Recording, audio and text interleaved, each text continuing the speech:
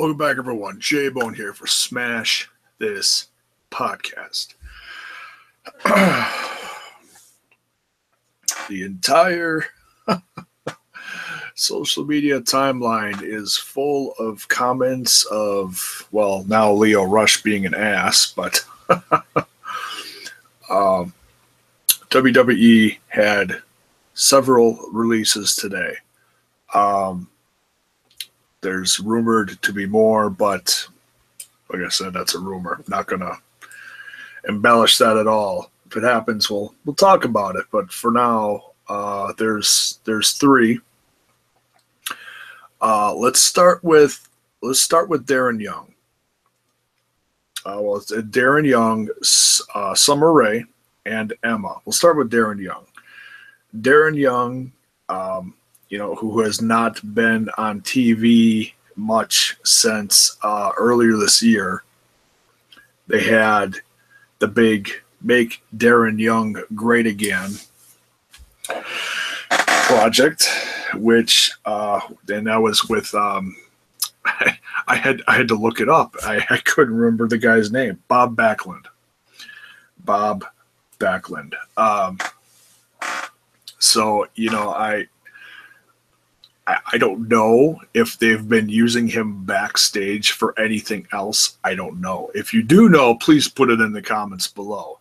To my knowledge, they haven't been. And I can't remember the last time I saw Bob Backlund on TV before. It's probably for some big thing where they had everyone from backstage run out and break up a fight or something like that. But I honestly can't remember when I did see that. So I don't know if, is that going to be it for Bob too? I don't know. It's a shame. Darren Young was a talented guy in the ring. Did have some success with the primetime players. Titus, and there was a period where those two together were very entertaining, especially, being with Titus. Some of the stuff that Titus did, and I've talked a little bit about this before. And I can't think of the character's name that they did. Oh, Pancake Patterson. And if you don't remember that, go look that up. That is some of the funniest stuff that I'd seen in the last 10 years in professional wrestling. With some of Titus O'Neil's backstage talent. Not saying his in-ring talent wasn't good, but yeah, I felt like those two were a decent team. I know some said they were a knockoff of Crime Time, I think it was. Yeah, whatever. They're they're similar. Talking about money, I don't know. So then that's opinions vary on that. So whatever. So yeah, it's a shame being plagued with injuries so much and then not getting the chance to really, get a solid singles career going. Had all these promos for, making Darren Young great again, and then, just couldn't get past that. So, and he's not a spring chicken. He's 33 now. He's been wrestling I looked it up. It was said since 2002. So what, 15 years? If my math serves me correctly. I don't know. I don't know if he was training for a comeback. I didn't follow him much on social media. I didn't hear much. Heard little updates here and there. So, we'll have to wait and see. Years ago, when guys like this, mid-card guys or whatnot would get released, they just assume that they end up in TNA or Impact or whatever, I don't know. I don't know if he would entertain that, or if they would even go after him. Impact going through a lot of changes over the course of the last year, trying to overcome the shadow of the negativity of TNA. Could they put someone like him to use and really make something worthwhile out of him? I don't know.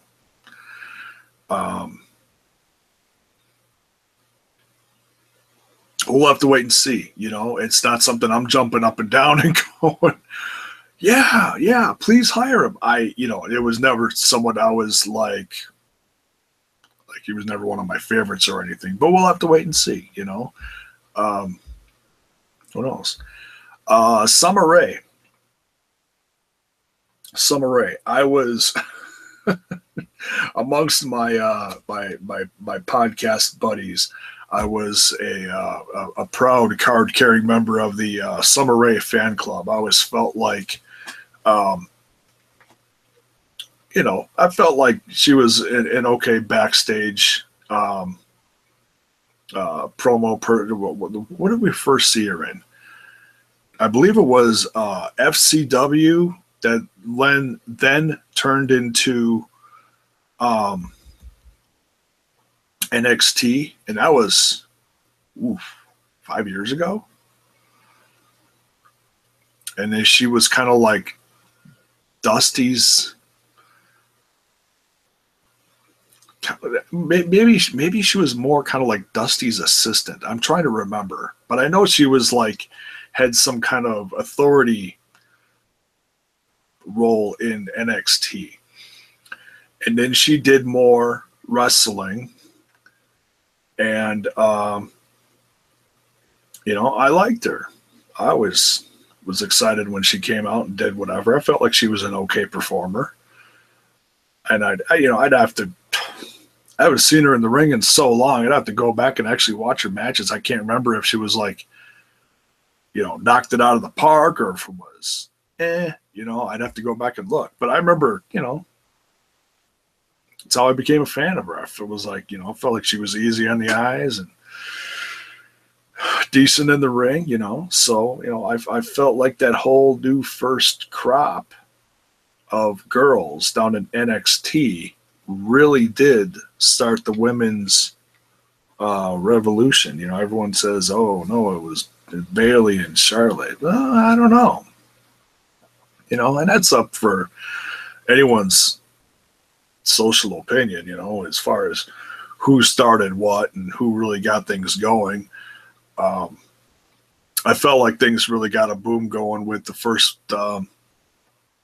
roster of NXT,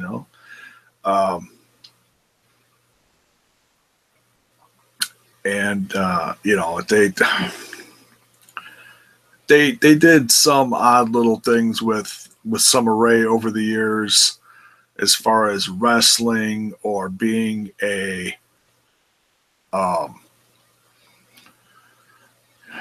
manager or valet or whatever you want to call it to someone.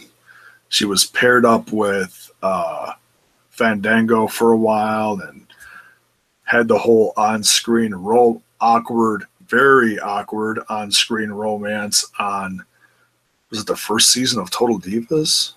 I think. I remember watching that going, wow, oh boy. Yeah, I'm sure he enjoyed it, but that just looked awkward as hell. That just, I don't know.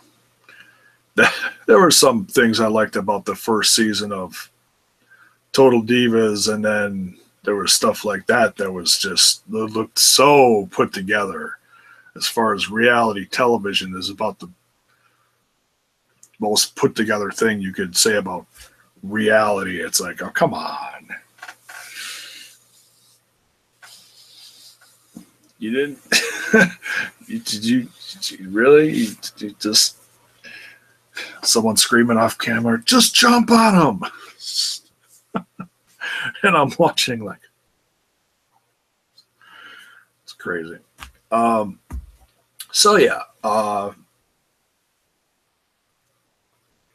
And then she had I think she had some kind of injury, and then was like off TV for, oh man, I can't remember the last time she was on TV. A year ago, something like that, year and a half ago. She did a movie with The Miz. I remember reading that. ESPN has a nice little summary of what they did in their careers on their website in the WWE section about, about the 3 stars there. So go check that out as far as like, if you don't want to go to Wikipedia and read the whole page on, on this person or that person, ESPN has a nice little summary of each one if you want to go back for a look. And then it leads to Emma. Emma was the first one that they broke the news on. And then they re-put out the article and included Darren Young and Summer Rae. I've talked about Emma on here, and I've talked about Emma with the Ramblers on a Ramble About Wrestling podcast.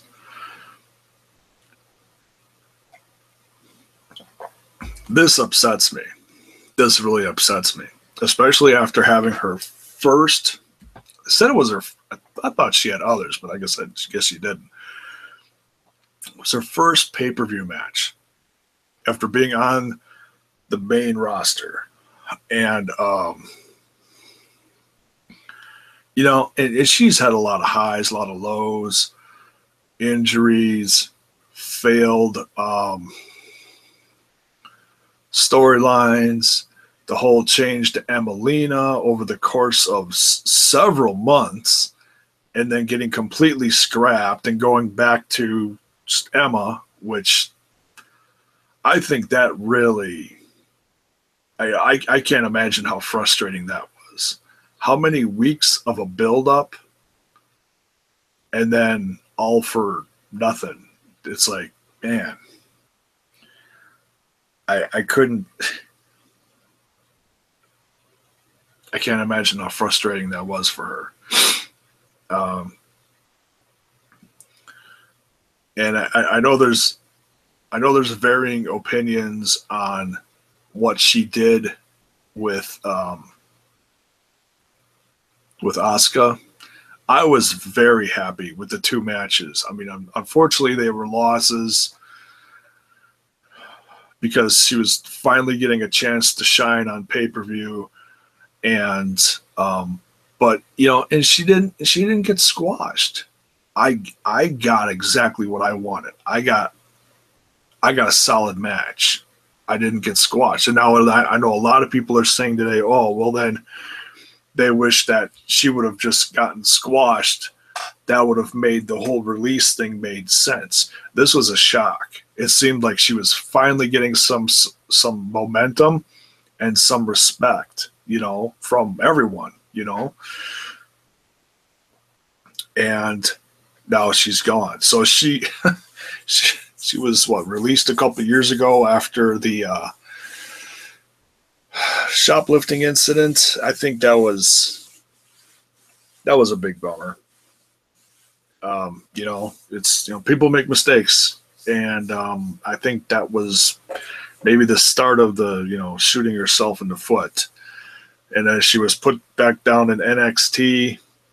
And I felt like she knocked it out of the park. She completely reinvented herself down in NXT and then brought that back up to the main roster.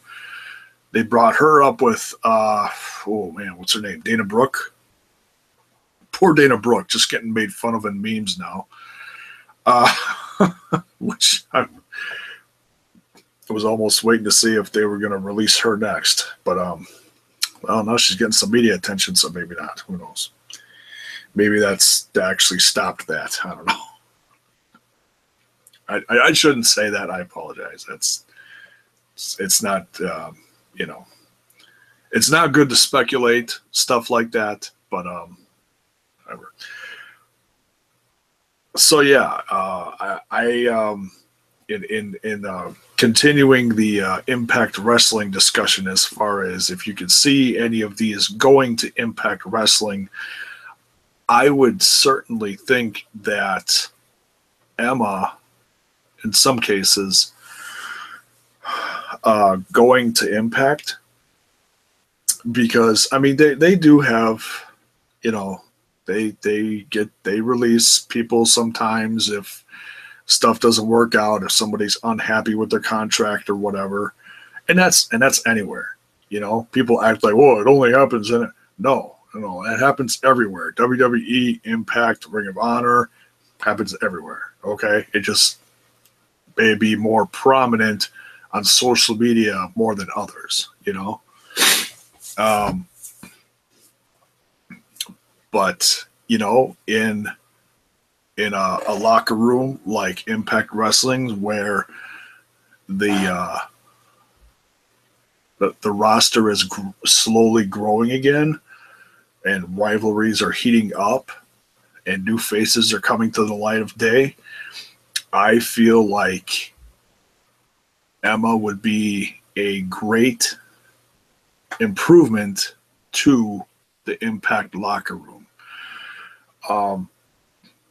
You know, or she could just go independent and go everywhere, you know, but at least if she did go to Impact Wrestling, she would have that freedom. You know, being in WWE, if they don't have anything for you, you're stuck at home doing nothing for how many months on end. At least if she was on Impact, she could be part of the tapings and then work wherever, as long as they gave her permission. You know, I don't think she could work like Ring of Honor or something like that, but or what do they call it, Women of Honor now, whatever, as far as the women's division.